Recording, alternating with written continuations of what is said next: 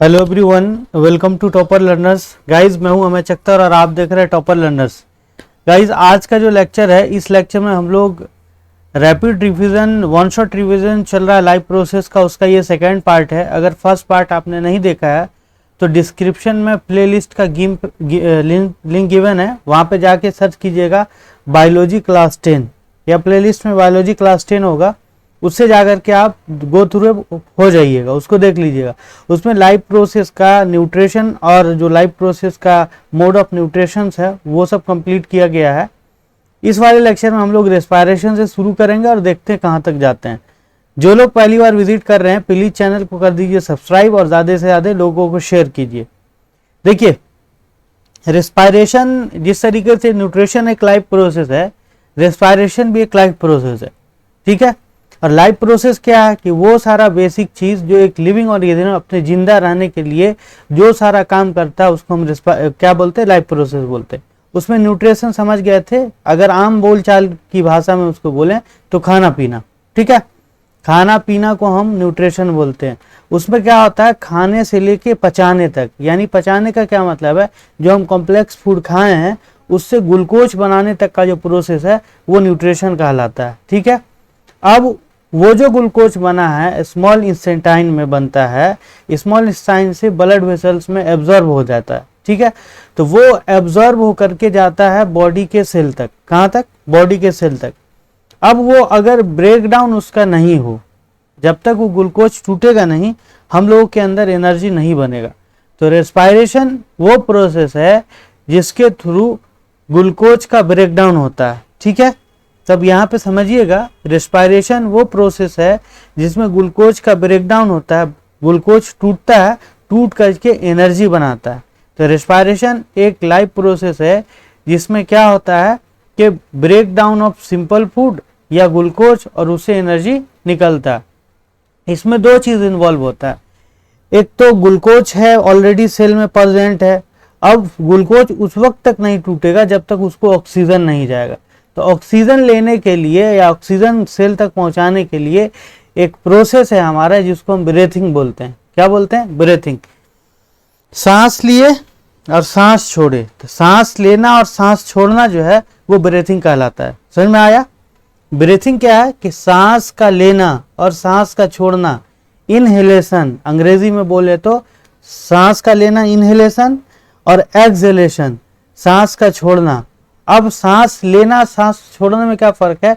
तो जब हम सांस लेते हैं तो ऑक्सीजन रिच एयर लेते हैं, हम एटमॉस्फेयर से ऑक्सीजन रिच एयर लिए, वो हमारे जो रेस्पिरेटरी ऑर्गेन्स है हमारा पूरा उसके थ्रू चला गया एल्वोलाई में, एल्वोलाई से छना के कहाँ चला गया? ब्लड में, ब्लड वेसल्स में, और ब्लड वेसल से हर सेल में गया, वहां पे एनर्जी का ब्रेक डाउन हुआ।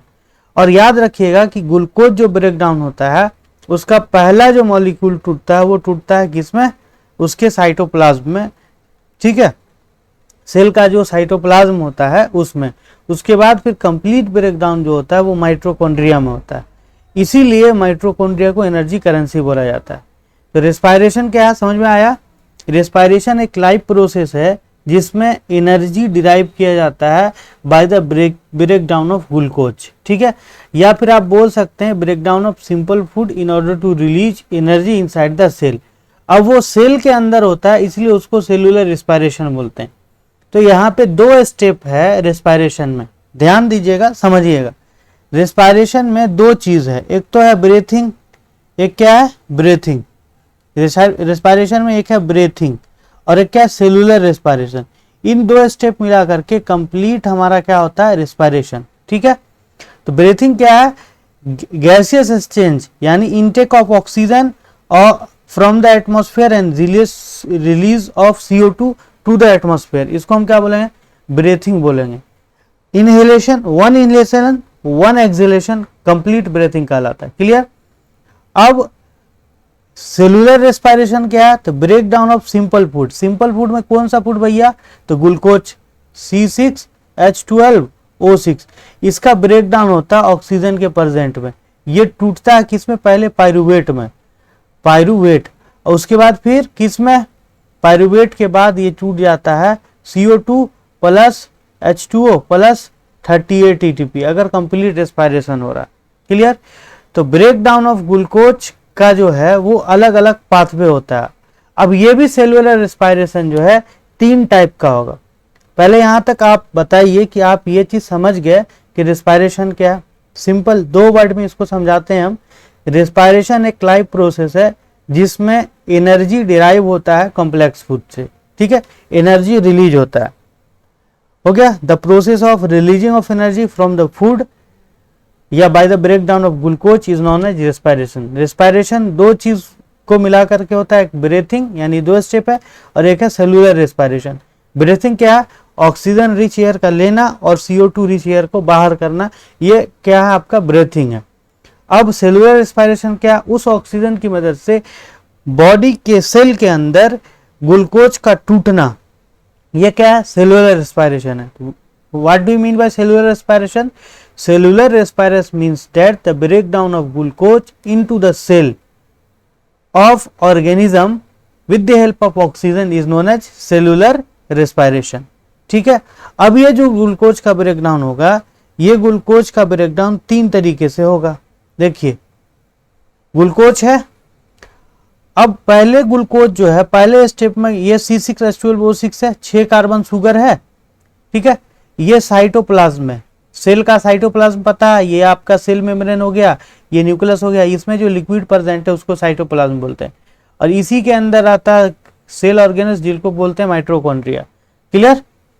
तो ये जो है आपका ग्लूकोज किसके अंदर है? यहाँ पे C6H12O6 है, ऑक्सीजन आया, ये टूट गया। टूटने के बाद किस में टूटा? पायरुवेट में टूटा, पायरुविक एसिड में। पायरुविक एसिड क्या है? 3 कार्बन मॉलिक्यूल वाला हाइड्रोकार्बन है। जैसे ग्लूकोज 6 कार्बन मॉलिक्यूल वाला, 6 देखिए C6 है ना, तो ये 6 कार्बन मॉलिक्यूल वाला हाइड्रोकार्बन हुआ। और यहाँ पे देखिए पायरुवेट, इसमें 3 रहेगा, C3 ना। पायरुवेट क्या है? 3 कार्बन मॉलिक्यूल वाला एसिड है यानी हाइड्रोकार्बन प्लस एनर्जी। अब ये जो पायरुवेट है, ये पायरुवेट फिर अगर ये पायरुवेट माइटोकॉन्ड्रिया में टूटेगा अगर सफिशिएंट अमाउंट ऑफ ऑक्सीजन है। देखिए यहाँ पे अगर प्रेजेंस ऑफ ऑक्सीजन है सफिशिएंट अमाउंट में, तो ये माइटोकॉन्ड्रिया में टूट के क्या बनाएगा? CO2 plus H2O plus 38 ATP, 38 ATP, adenosine triphosphate. ATP का फुल फॉर्म क्या है? Adenosine triphosphate, 38 ATP। क्लियर? अगर इनसफिशिएंट ऑक्सीजन है तो वो बनेगा अब्सेंस ऑफ ऑक्सीजन यानी इनसफिशिएंट ऑक्सीजन। सफिशिएंट नहीं है, इनसफिशिएंट है, वो मसल सेल में। किसमें? मसल सेल में। हमारे बॉडी के मसल्स में जैसे हम दौड़ते हैं या हेवी वजन उठाते हैं तो उस वक्त मसल सेल में किसमें टूटेगा? लैक्टिक एसिड में। लैक्टिक एसिड वही एसिड जो दूध में बनता है, लैक्टिक एसिड प्लस एनर्जी में। ठीक है, यही लैक्टिक एसिड बनने की वजह से जब आदमी बहुत तेज दौड़ता है या हेवी वजन उठाता है तो उसको क्या लगता है कि दर्द महसूस होता है, चुभन वाला। कौन वाला? हाँ, कौन वाला? चुभन वाला। ठीक है, उसके बाद अगर आपका एनारोबिक रेस्पायरेशन हो रहा है, एनारोबिक रेस्पायरेशन बोलने का मतलब ऑक्सीजन के एब्सेंस में अगर हो रहा है, जो कि बैक्टीरिया में होता है। किसमें? बैक्टीरिया में। तब ये क्या बना लेता है? इथेनॉल, C2H5OH, इसको बोलते हैं अल्कोहल। ये इथाइल अल्कोहल भी कहलाता है, प्लस CO2 प्लस एनर्जी बनाता है। क्लियर? तो इस अकॉर्डिंग से आप समझ गए कि पहले ग्लूकोज साइटोप्लाज्म में टूटेगा पायरुवेट में। अब ये पायरुवेट के बाद 3 स्टेप होगा यानी 3 टाइप का रेस्पायरेशन हो जाएगा। माइटोकॉन्ड्रिया में अगर सफिशिएंट ऑक्सीजन है तो CO2, H2O और 38 ATP। तो सबसे ज्यादा एनर्जी कब डिराइव होगा? जब सफिशिएंट ऑक्सीजन प्रेजेंट रहेगा, जो कि माइटोकॉन्ड्रिया में टूटेगा, जो हम लोगों में होता है। उसका हम लोग में ही होता है या एनिमल्स में ही होता है, जो जब बहुत ज़्यादा हार्ड वर्क कर लेते हैं हम लोग या दौड़ने लगते हैं तो मसल्स में क्रैमिंग आ जाता है, चुभन वाला महसूस होता है, उस वक्त ऑक्सीजन कम पड़ जाता है। होता क्या है कि जब हम दौड़ते हैं बहुत ज़्यादा तो उस वक्त रेट ऑफ ब्रीथिंग जो है वो बढ़ जाता है और उतना ऑक्सीजन जितना चाहिए उतना ऑक्सीजन उसको नहीं मिल पाता है, इसलिए उतना एनर्जी नहीं बनता है। इसलिए कम ऑक्सीजन मिलने की वजह से वो CO2 बनने के बजाय लैक्टिक एसिड बन जाता है। ठीक है, और एनारोबिक रेस्पायरेशन जैसे एब्सेंस ऑफ ऑक्सीजन अगर हो, जो बैक्टीरिया में होता है, तो इथेनॉल बनाता था। आपको 3 चीज यहाँ पे याद रखना है कि अगर माइटोकॉन्ड्रिया में टूटे, माइटोकॉन्ड्रिया में अगर टूट रहा है तो CO2, H2 और 38 ATP बनाएगा। मसल्स में अगर टूट रहा है तो लैक्टिक एसिड प्लस एनर्जी बनाएगा, 2 ATP एनर्जी बनाएगा। और अगर एब्सेंस ऑफ ऑक्सीजन जैसे कि बैक्टीरिया में अगर हो रहा है तो इथेनॉल CO2 और क्या बनाएगा, एनर्जी रिलीज करेगा। इसके अकॉर्डिंग से आपका रेस्पायरेशन दो टाइप का हो जाएगा, एक होगा एरोबिक रेस्पायरेशन, एक होगा एनारोबिक रेस्पायरेशन।